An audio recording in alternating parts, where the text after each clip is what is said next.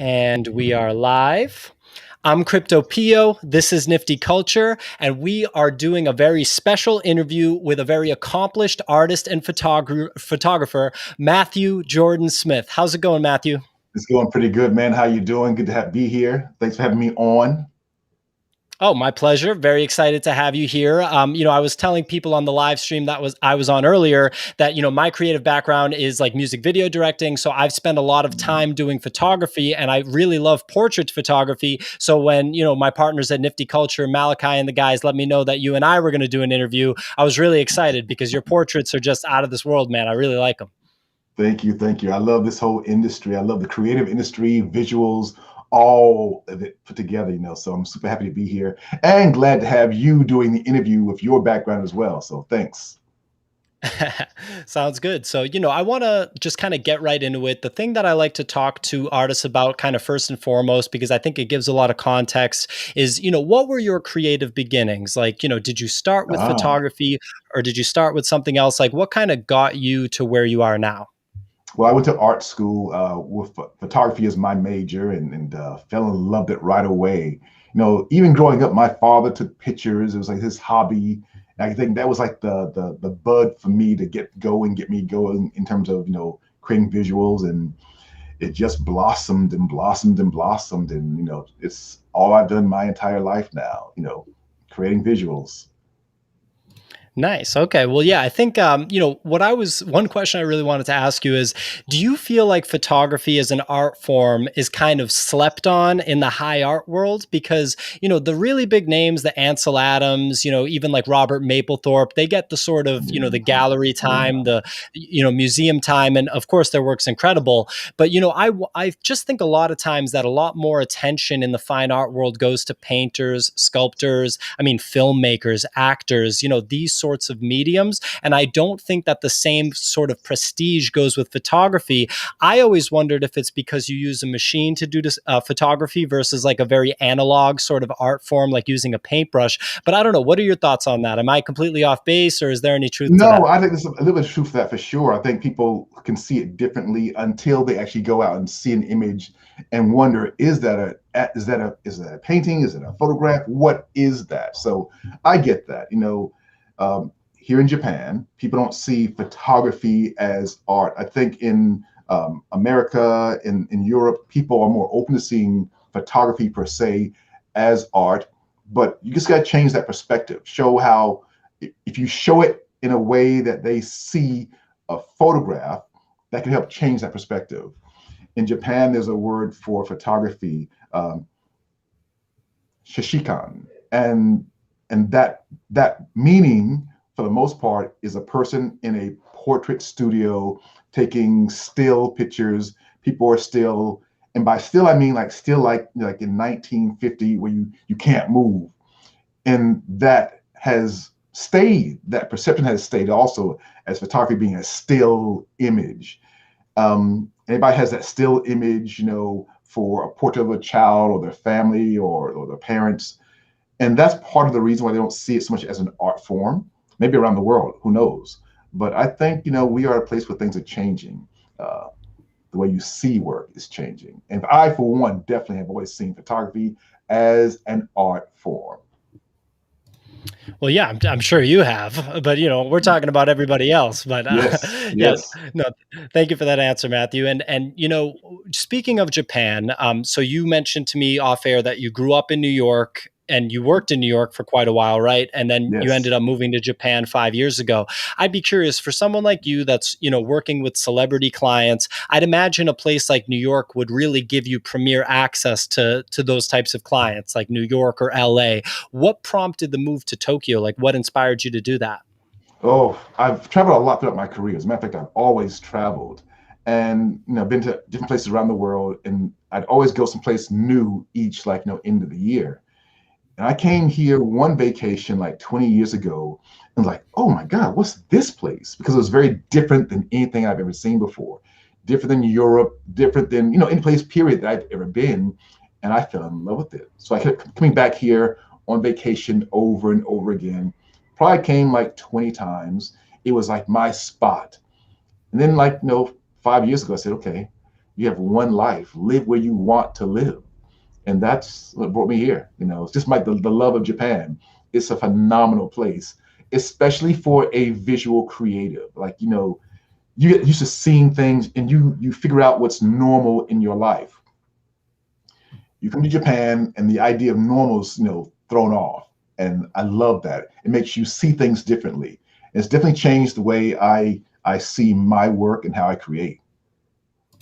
Yeah, and that's the next thing I wanted to ask you about because I think the Japanese aesthetic is such like an incredibly deep expression of art, like everything from the way that they do buildings to the way they design cities, Absolutely. to sushi, like the food, it's all Yes. just like one big Everything. expression of art.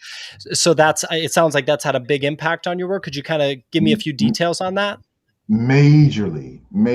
I discovered uh, what I consider a new form of art years ago, but I didn't know how to show it. I knew it was different. I knew it wasn't photography per se, but I didn't know how to show it.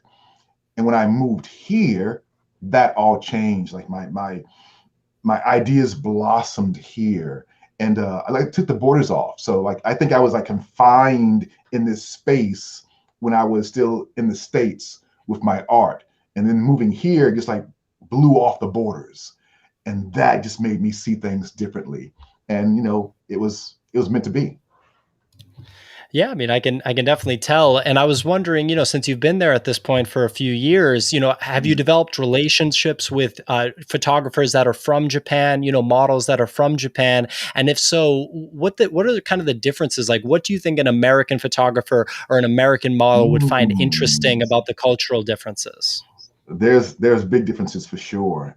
I've met a lot of people here, a lot of expats for sure, a lot of Japanese for sure, of course. I'm part of this group called APA, Advertising Photographers Association of Japan. I'm the only non-Asian person in the organization ever, which is funny. But yeah, it's different because people are very curious about how I see things because they see things one way and I see things a different way. And they're open to my version of it. Like I'll see things that they've done for thousands of years and give it a different spin. And they're like, oh, we never thought of that. And vice versa. Like, there's things that I think are normal. And then I see how they put their spin on it. I'm like, oh, that's interesting.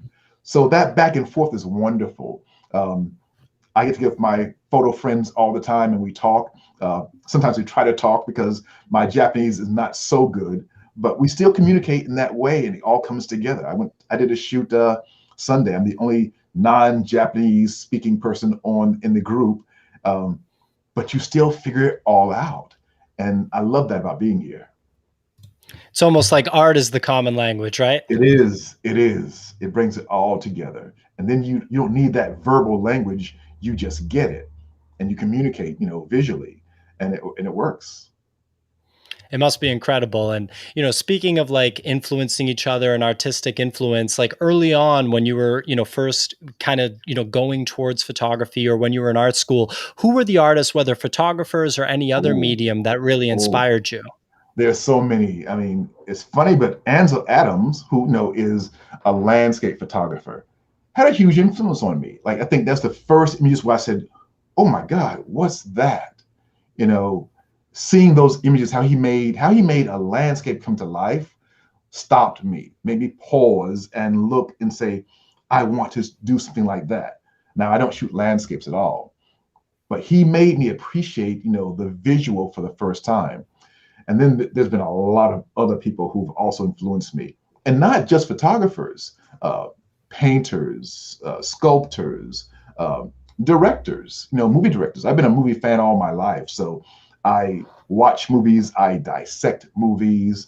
In terms of photographers, I've seen, everybody from Ansel Adams to, Irving Penn to you name it. I've gone through and watched a lot of photographers and watched their careers grow and how they've changed things. Even people like Cindy Sherman, famous fine art photographer, who's made a living. Her work sells for millions of dollars, and she's doing self portraits before selfies ever existed. She's been in the art world doing, I mean, high-end self-portraits for the most part.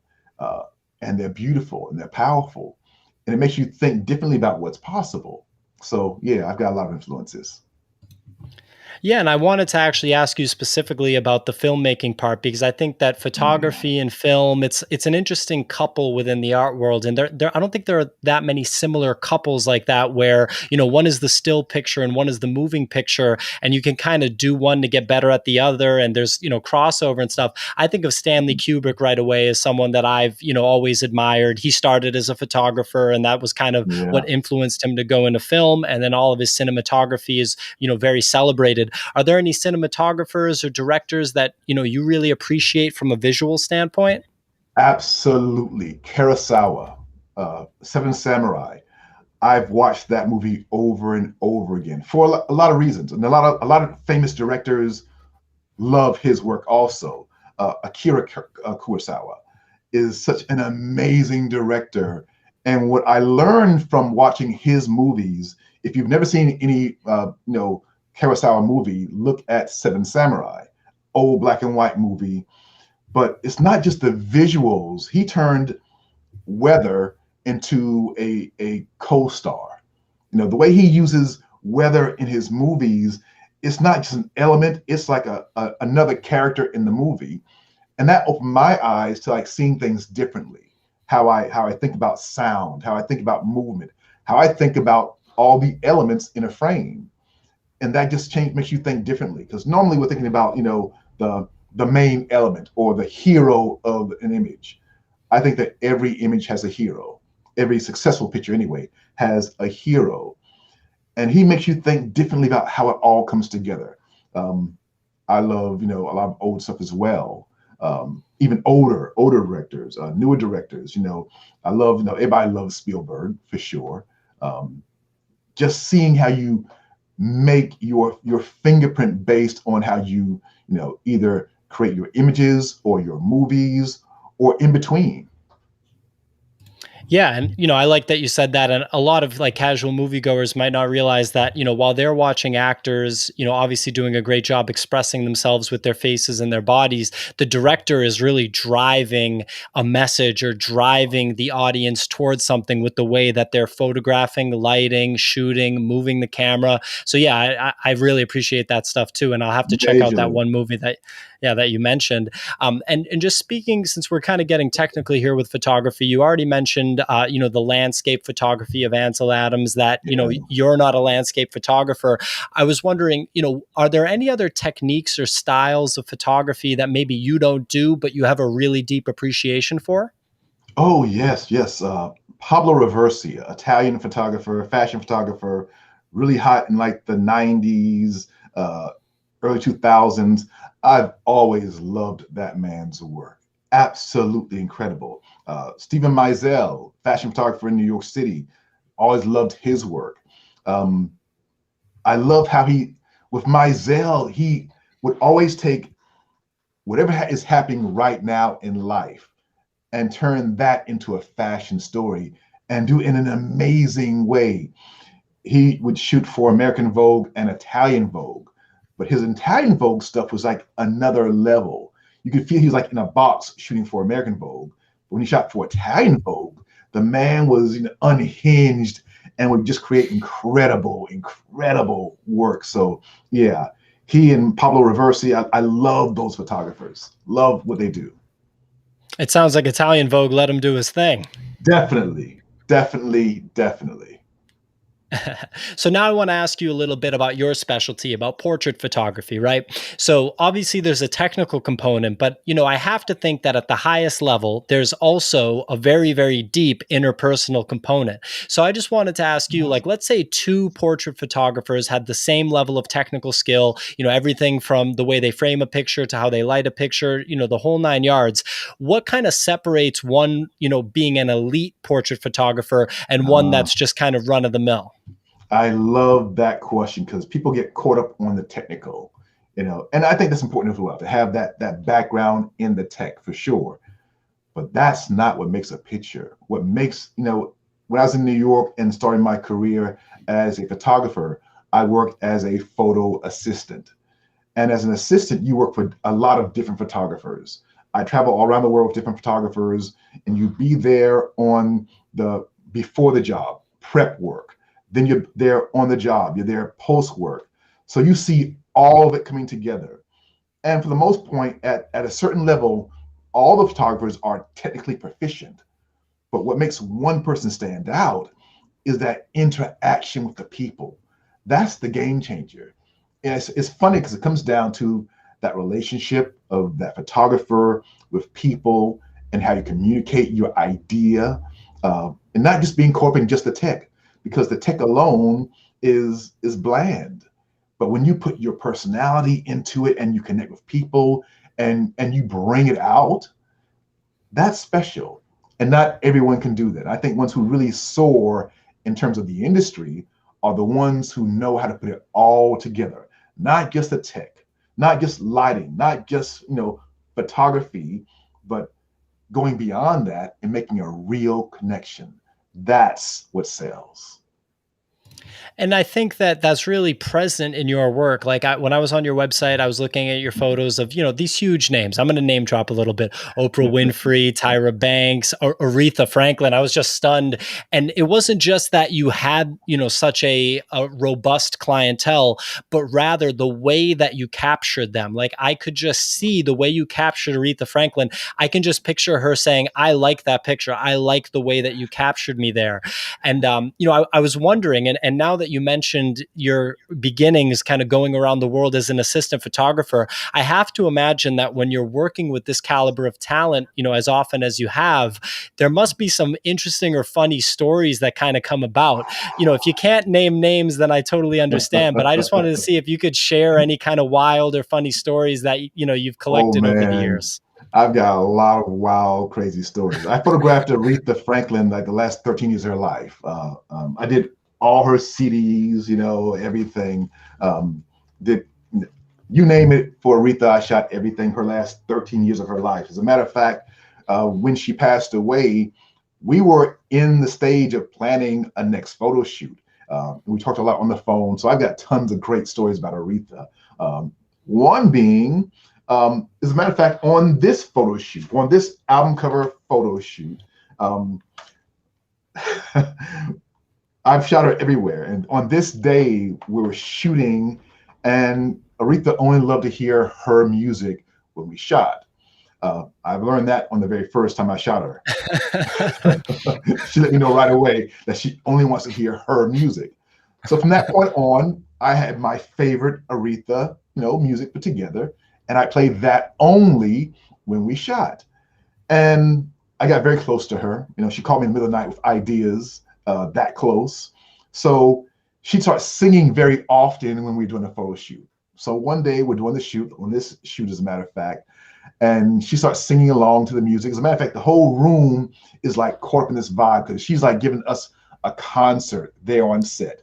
And I'm like, 3 feet from her, shooting her. She's singing a song that I love, and I start singing along with her. I'm just lost in the zone. She's taking pictures, she's singing, I'm singing. And then she stops singing and she looks at me and she says, Jordan, baby, don't sing. Wow. That's a good one. It was great. Like, the whole room bust out laughing. I'm embarrassed. But, the whole time I'm still like shooting and getting those moments. And I love that stuff, because it's just magic. I did her last photo shoot. And on that photo shoot, she's singing, she's dancing. And, she had gone through this period of having the cancer, and she passed away from cancer. And she had recovered a little bit. She was much slimmer at that point, but she had energy because she was slimmer to get up and dance. And she's singing and dancing. It was just an amazing, special day. Like I've got a million Aretha stories, and a lot of other people as well too. I mean, got decades of great stories as you create this energy. Because when you are doing a picture and they trust you enough to let you create that image that everybody sees, that's special. So that takes getting more than just taking a picture. It's more than just a tech. It's you making a connection with that person so that they trust you. She'd hire me to come from Japan to the States to shoot her. And I bring her stuff from Japan, as a gift. And she loved that stuff. She was afraid to fly toward the end of her career, like the last, decade of her life. She didn't travel at all. Probably the last 2 decades of her career, she didn't travel at all. When you get on a plane, she'd take a bus everywhere. So nothing out the States at all. So me flying from Japan to the States, bringing something for her, she was special. And that's kind of cool. Wow, it sounds like you had a really special relationship with her. That's really awesome to hear about. And I genuinely think that it's very much so reflected in the photographs. One thing that you said there, like, gaining the trust, like actually getting that trust with, a high profile client, someone like that, someone that takes their own art incredibly seriously and Yes. has done so for an incredibly long time and has the option to work with the who's who in any creative medium when they're collaborating, Yeah. for the most part, someone like, Aretha Franklin, even, someone that's not necessarily an artist like an Oprah Winfrey, like Oprah's allowed to work with whoever she wants to work with. What do you think kind of, helps with building the trust in those situations? Like, what have you found to be Mm. kind of an accelerator when it comes to building trust in those situations? Being vulnerable and exposing yourself. I think when you expose yourself to people, like not just the facade, and we all have this, this upfront facade of, how we want to be professional and all that. But once you get past that and you show that you are vulnerable and expose yourself, they do the same. When you first meet somebody, especially when you're first photographing a celebrity or somebody who's famous, they have their guard up. Everybody does. And you got to break through that. And I break through that by just being myself. I never want to have that first moment of meeting them be when they are on the set. So I send flowers to everybody. If I'm shooting a woman, if I shoot a man, I'll send them one of my books. I sign a book, send them my book. But sending flowers, because most of my clients are women, sending the flowers and a little note saying, here's to a great shoot.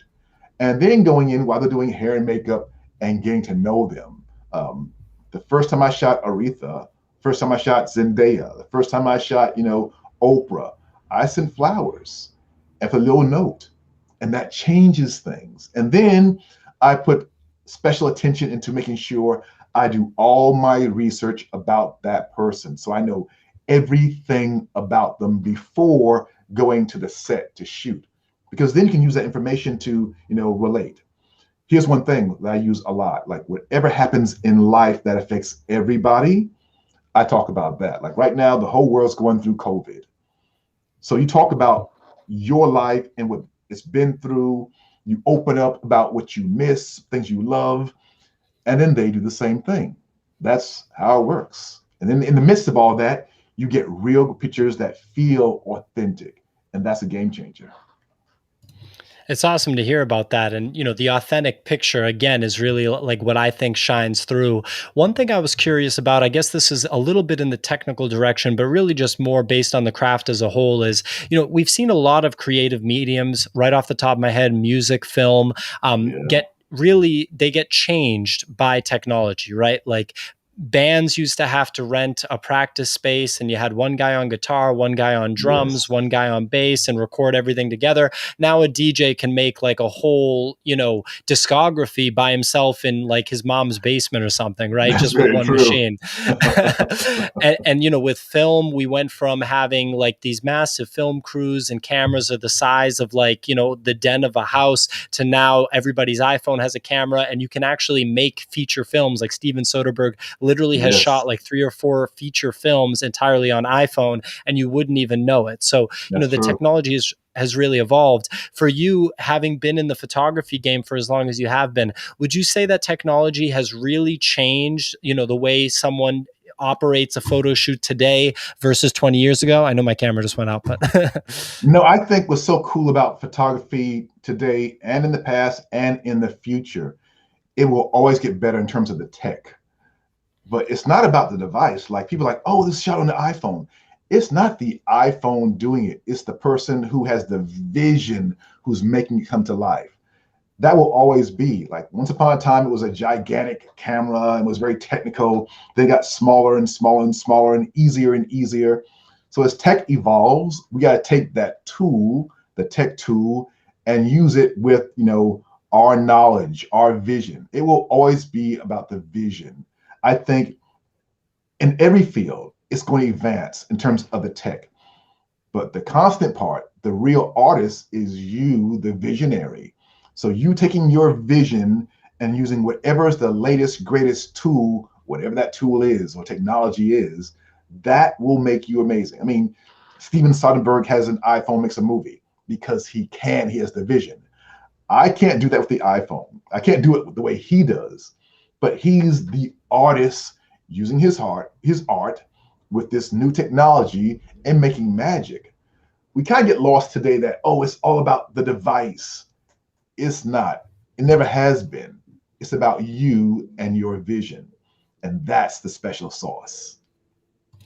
When you say something like that, that really strikes a chord with me because I've heard so many times like, oh yeah, he's got a really nice camera. It's like, well, dude, I'm doing something with the camera. How about that? So It's yeah. funny. I mean, you think about like, a great chef in a restaurant. You go there like, oh my God, this food is so amazing. But you don't say, oh wow, what kind of pots are you using? What kind of utensils are you using to make that meal? But for whatever reason, in the tech space, in the photography, and like, what camera are you using? What lens are you using?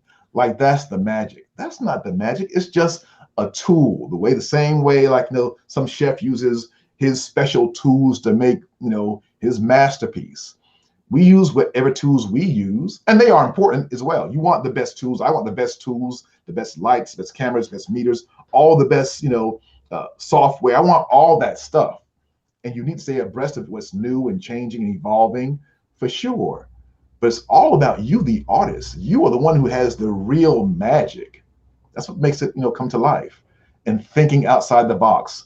So never be afraid of new tech or a new piece of gear. Embrace it and use it, but open your mind to using it with what it opens up for you, what it changes for you. Because when there's something brand new, you don't have to just stay with what you were doing before. You can take what your knowledge, and expand on it. I mean, photography and cinema, been around almost 200 years. The first, movie, or the first moving image that became the first movie, 1878. The first moving images that became, so it's not really that long if you think about it. I live in Japan, so, thousands of years, that's old. 200 years is nothing. So I feel like the visual realm is in this place where we're at like a baby and it's about to take off. I feel we're at the stage where it's about to really skyrocket beyond what we ever thought about photography or cinema. I feel it's about to really go to another place, another realm. I think that's totally fair. And, we're going to get to NFTs in a minute. And I think NFTs will be a big Yeah, catalyst, but just kind of, sticking on the technology front, I agree with absolutely everything that you said. Like, I don't go to Wolfgang Puck's restaurant and say like, what oven does he have? That's not like how it exactly. works. The person made the food. Um, but the flip side of the technology thing is that when there's access to the technology, especially when you give access to people from a very young age, right? Like I got access to a DSLR camera to shoot video when I was, I think, 20 or 21 years old. And immediately I was like, oh my goodness, because the possibilities, once you figure out how to use that camera and you start practicing with it, it's like, well, this is as good as, once you get to that point, you're kind of like, well, I can make anything, right? And I think if you Yes. give an iPhone like that or an iPad to a child, I have to imagine that they're going to develop, just so early. Have you thought about that at all? Have you thought about, I think about that where all the things could be? time. Absolutely. I think that all the time when I see like my nephews and nieces and how they use technology. Or have a baby can grab a smartphone and know how to use it, like almost, start swiping and moving things. I mean, that is just incredible. When you think about the possibilities, it's funny, like there's a place where you feel like you know it all in any space, maybe, be it art, be it photography, be it painting, be it photography, be it cinema. If you think you know it all, that's when you stop growing. You got to always be curious, always questioning, always practicing, always pushing the envelope, doing, you learn the rules. Like in art school and in photography school, you learn the rules of photography. Then you learn to break them. And that's when incredible things happen. When you start asking yourself, well, why is that a rule? Why do we do that? Can we do it differently? That's when things change. I mean, if you think about photography and cinema, we're all used to seeing everything within a frame. You go to the movies, you're seeing it in a gigantic frame on a screen within that box. If you look at your smartphone, you're still within that frame. If you look at an old picture on a wall, it's within a frame. I think that can change. Who knows?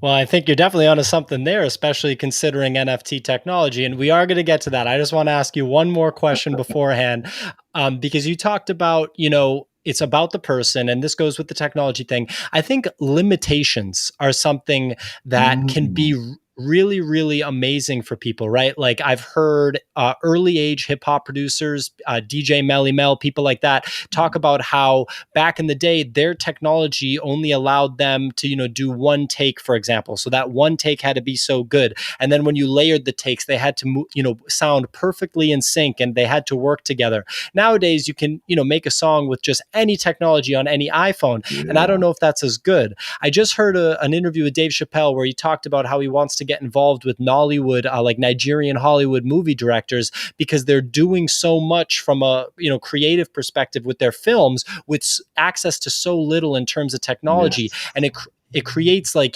ingenious solutions because they have to figure out a way to make something good when they don't have much. I'd imagine that maybe earlier in your career there were instances that could have happened to you, or that you could have seen that happen. Is that the case? Yeah.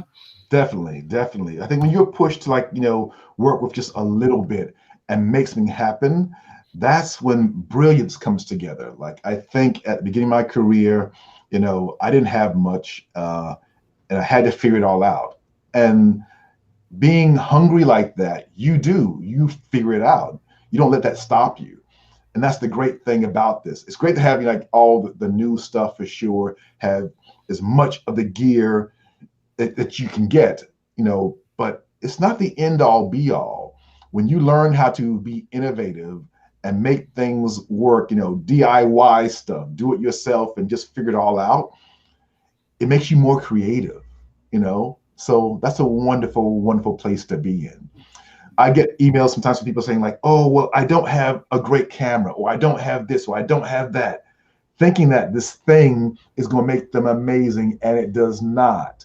When you get to the place when you have that stuff, you'll find out that that's not the magic. It still will come back to you and being, resourceful, figuring out what you can do, what you can't do, and then asking the questions, why can't I do that? And what do I need to do this thing that I have in my head? When you, find out the limitations and you push past them, it opens you up creatively. And that's a great place to be in.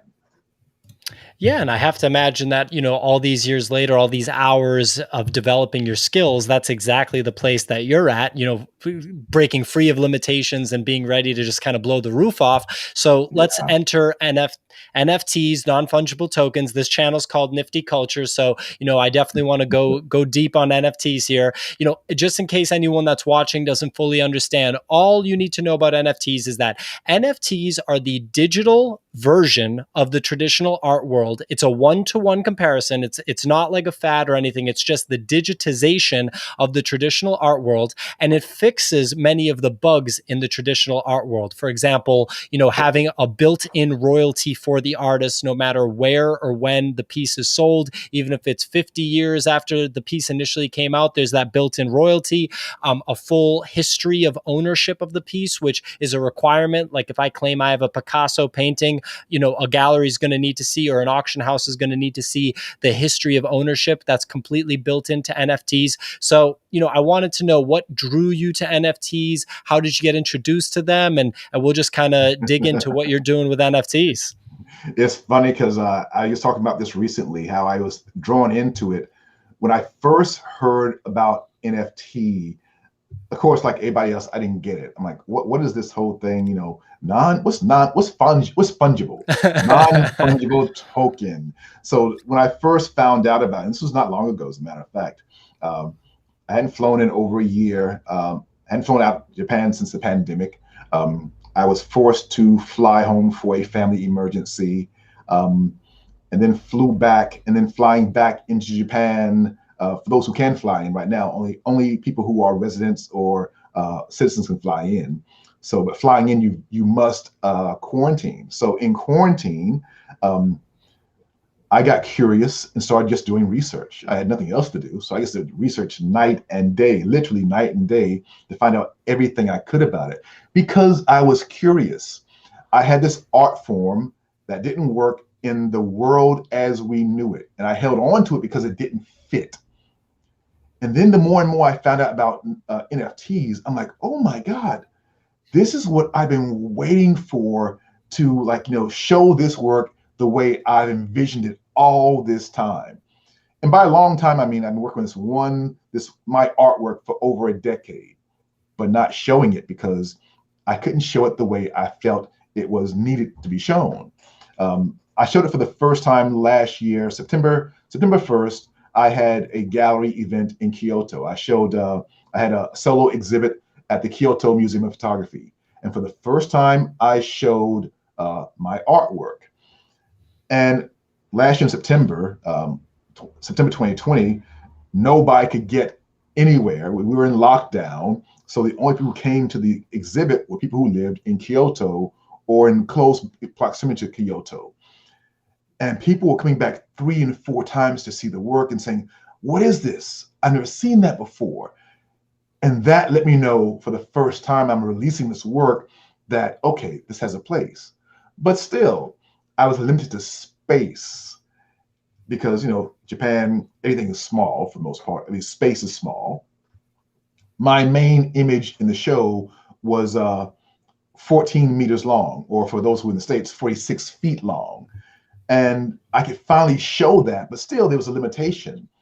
With an NFT, it gives me the ability to go beyond and show my vision the way I want to show it.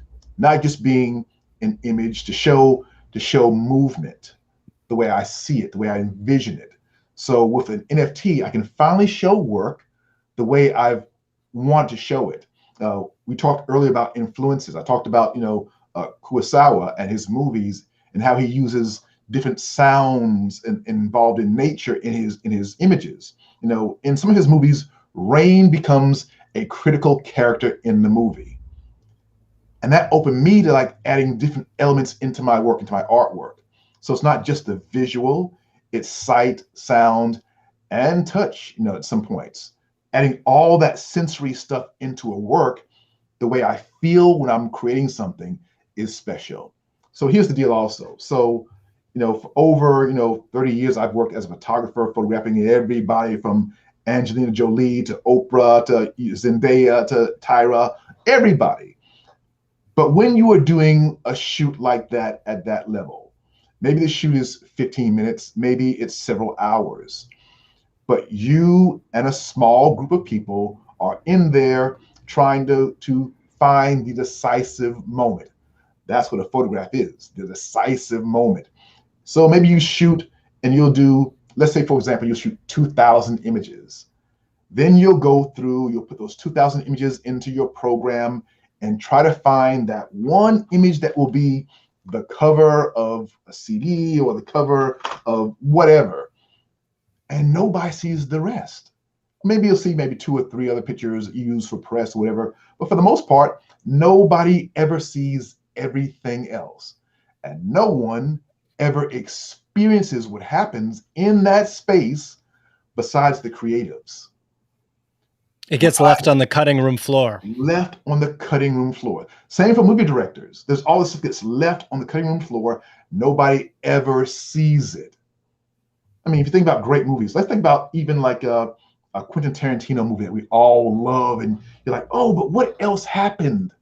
If you think about, that Sam Jackson movie where he opens the case and that gold thing, like what was in that case?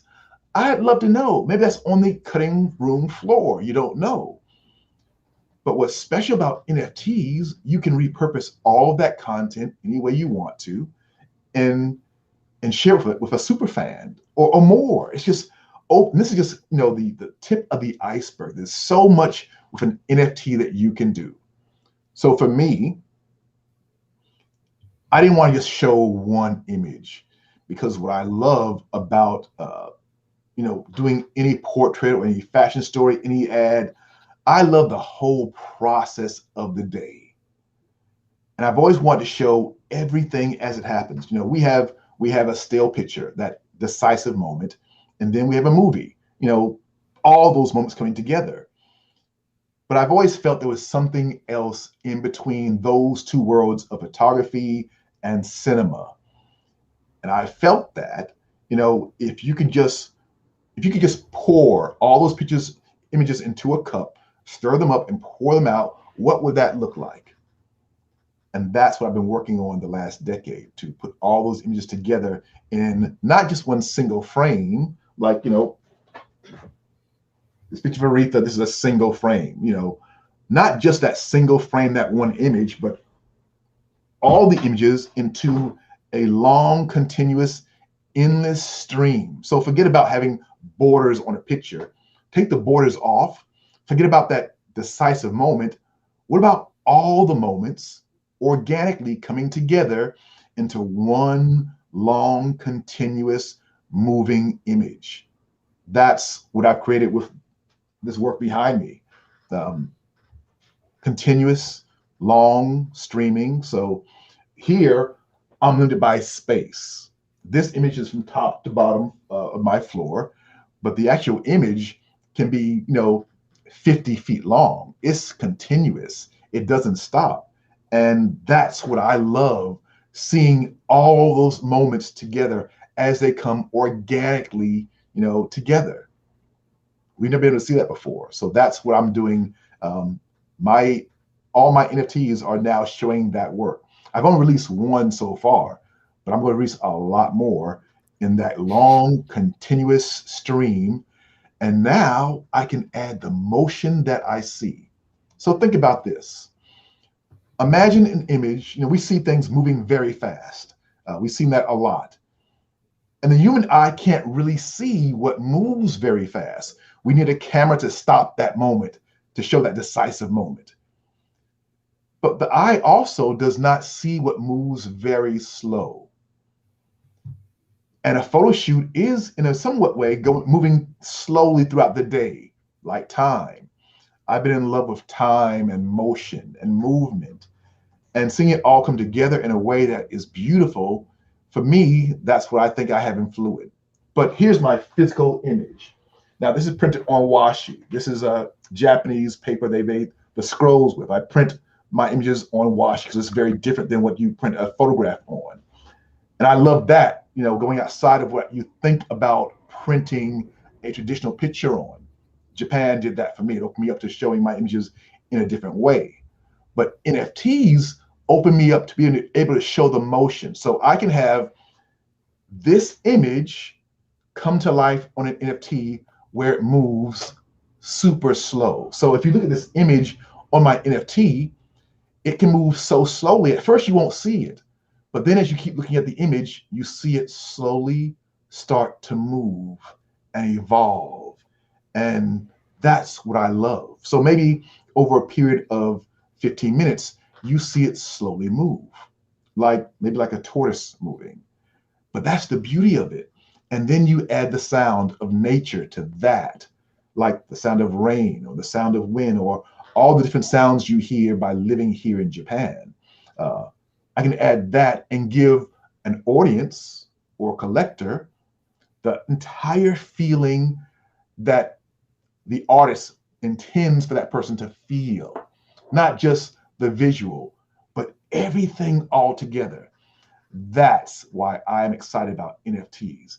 It has opened the door to show things differently. and give people a real experience.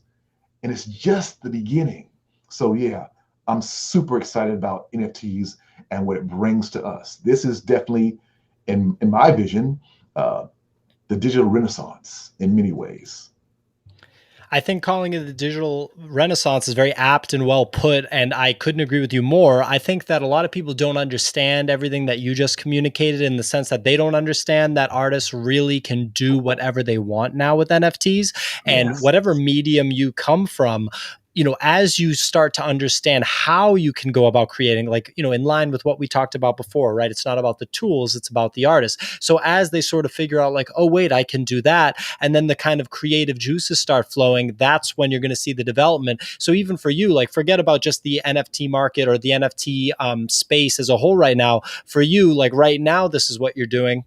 But I wouldn't be surprised if in 2 years you've kind of, evolved into something else with NFTs. Again, something else that wasn't possible with your, traditional photography. And I can't even tell you how many artists have said the same thing as you, which is, this is what I've been waiting wow, for. I've been waiting for something like this.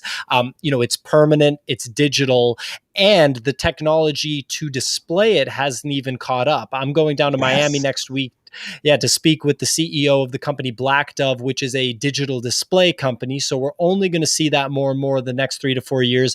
And then when hologram technology catches up and you can have a hologram blasted on the side of a skyscraper, then yes. that image that's behind you will really go on forever, you know? Absolutely, absolutely. I was telling somebody recently, like, imagine, like, the Empire State Building in New York. Imagine having a gigantic image in the shape of a Japanese scroll visually coming down the entire length of the Empire State Building, or the World Trade Center buildings. I mean, just imagine that, and it just continues to move slowly and evolve and change. And I think we are just at the beginning of all of this. And yeah, for artists, we see things and imagine the possibilities. So yeah, I'm excited about the future, where we are a year from today, where we are 2 years from today, 5 years from today. This is a very exciting time for all of us. Yeah, and I don't think we're very far, like, years wise, time wise, I should say, away from exactly what you talked about. I think, like, in the next maybe 10 to 12 years, that'll be possible, like, given technology. One thing that people really talk about a lot with NFTs is the financial side of it. NFT technology is born out of technology that Bitcoin started. So that is a Yes. financial technology. And obviously, the tech itself is strong enough that it can be applied to other industries and mediums, for example, art, and just totally blow the roof off of art. On the Mhm. financial side of it, have you started to think, or, like, what sort of initial impressions do you think of the financial side of NFTs, how they benefit the artists, how they benefit collectors, maybe how they cut out the middleman? Could you talk a little bit about that as someone that's been in the game for a while? Yes, I think this is just another game changer. Let's talk about, I know people right now think about the financial part of it for sure, and that's brought a lot of people into the space. How can I make money? But that's just scratching the surface. For an artist, like, with me, I deal with residual payment all the time. I did America's Next Top Model like maybe 6 or 7 times, so I get residual payments on that. Uh, with photography, with your art, you can get residual payments. I'm still getting paid for things I did, 15 years ago. You can do that same thing with an NFT, where you're getting paid, in perpetuity forever with your work. So as it's sold over and over again, you get, royalties over and over and over again. In photography, if I shoot an ad, you're paid for the initial photo shoot, and then you're paid for what's called usage. So as the image gets used, you get paid over and over again. There are ads where I've shot where I get paid for the image to be used as an ad. And then they'll use it for, say, 2 years. I'm paid for 2 years when they use that image as an advertisement.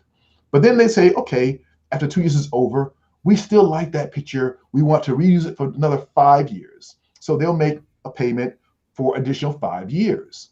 That's in advertising. With an NFT, you get that same ability. Everybody has that ability to be able to have usage payment for your work. as it's seen, as it's used, as it's resold over and over again. And you, as the original artist who created the work, get royalties over and over and over again for the work you did, maybe back, like, let's imagine, like, it's the year 2030. The work you made in 2021, you're getting paid for it over and over and over again. Imagine what that opens up to you. It's incredible. So yes, with the financial part of it, that too is a big game changer. I have work that nobody's ever seen before. So for things that are very, very rare, it opens up a door. The last photo shoot of Aretha Franklin, I have, video of her dancing. I have a time lapse that nobody's ever seen of every moment of the day. And that's just one shoot. I've had so many things that nobody's ever seen before. Think about for an author, you do a book. So my first book I did 20 years ago, where I photographed and interviewed 50 celebrities to be in the book. And in the actual book, there's a little bit of text because it's edited down. Maybe the interview I did ends up being 50 pages when it's transcribed. But then the book ends up being like one page of that interview. I have all that content still in my archive, that I can now repurpose and maybe use as an NFT of the picture of that artist with the actual audio put into an NFT. So you can hear that person speaking. Maybe it's somebody like Lena Horne, who's now not here anymore, but I have her interview and her pictures. In fact, I can put all that together as an NFT, or Gregory Hines, who's also not here anymore, the famous tap dancer. I have all this content that can be repurposed. Maybe you can do a special edition book that's only to your collectors that goes as an NFT. Maybe they get the special book as well, but they get something extra as as a benefit. I think it just opens up these incredible doors for artists in every single discipline. So once we wrap our mind around it, it can change the literary industry, the film industry, photography industry. It just opens the door for so many possibilities, and we're just beginning. It's definitely a collector's dream. And, once people get hip to that, it'll explode even more. And that's so fascinating that, you have these like archived interviews and images. If somebody like really is a big fan of a celebrity, this is going to be the way that they're able to, get access to someone like you, Yeah. someone that actually had firsthand contact, be a repeat collector. So that's just incredible. So, you have one NFT that you've already released. Is that correct? That's correct. And And it's on what's the Foundation. future? On The Foundation. future, Okay. yeah, I'm on Foundation for the first one. I'm going to apply for Super Rare as well, and Nifty, and hope they can get into Yep. those as well. But the idea is to release this special work, little by little, as an NFT, and to share it with the world, hopefully. I know just in Japan, there are people who are super fans of, let's say, Aretha Franklin. There are people who are super fans of Aretha Franklin. There are audiophiles who will spend like, $200,000 on just their audio, on just their speakers alone. Super fans who want to hear that great sound and would love to have something special and rare. There are people like that all over the world. And now we have a way to connect with that person and show our work. Now, there's only people so far, really, maybe like, 1% of people are doing NFTs right now. That's going to change. When grandma can do an NFT or purchase an NFT, that's when things are going to really explode. And we'll get there. Absolutely. I mean, like we talked about before, the display technology is just catching up. Well, obviously I hope and am sure that you'll get to, the other platforms, but Foundation is, it's only been around for a couple of months and it's really making a Yeah. very big splash. So, I'm excited to just see what else you put out, whether it's on there or another platform. Before we wrap up, is there anything else that you wanted to let people know about that you're doing or that you're working on? Yes, I'm definitely working on new versions of new work right now, based on all my inspiration around me. Being American, living in Japan, have gone all over the world. I have all this stuff. I've been to every state in America. I've shot sometimes twice to different states in America. I've been to the North Pole. I have been, been everywhere. Iceland. I have all this content of things that I think are special, different. Nepal from a certain point of time, just places that have changed. And I have the pictures of those places before. People, celebrities have passed away. I have all this great, amazing content that's been sitting in my archive that I'm going to put out little by little. But first, I'll be putting out more and more of this work. As a matter of fact, I think my next NFT will probably be this image behind me here. And then I put out more. These images I'm doing out now are made in the essence of a Japanese scroll. They're long vertical scrolls. I also have long horizontal scrolls as well. So I'll be putting those work out first to show the movement, to show how I feel as an artist. And then I'll be putting out more as well. So that's what's coming up. And just continue to create. I'm sure that's the case. And, I know that, the viewers of NFTCulture, we can't wait to see what comes out. And I'm sure a lot of eyes will be on the foundation account after this. Everyone, I want to thank Matthew. This was awesome. I'm Crypto Pio from NFTCulture. We do interviews like this all the time. Matthew, I hope that, we can cover your drops in the future and have you on again. It was a real pleasure. Everyone, please subscribe. Yeah, subscribe to any content that Matthew has, Twitter, all the different kind of avenues. What's your Twitter, Matthew? Matthew Jordan _S. I'm sorry, Matthew _Jordan S. All right, you heard it. Matthew _Jordan S. Follow at NFTCulture on Twitter. Everyone, have a good evening. It was a real pleasure, Matthew. Thank you.